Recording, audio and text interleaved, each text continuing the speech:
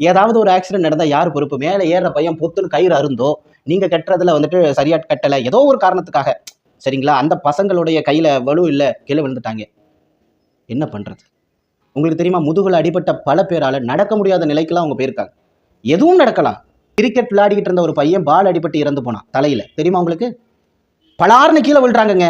கல் வந்துட்டு மூஞ்சி பக்கமா முகர பக்கமா பேத்துடுமே, ஏதோ ஒரு இடத்துல அடிபட்டுருது, அந்த பசங்களுடைய உயிருக்கு என்ன ஆகுறது?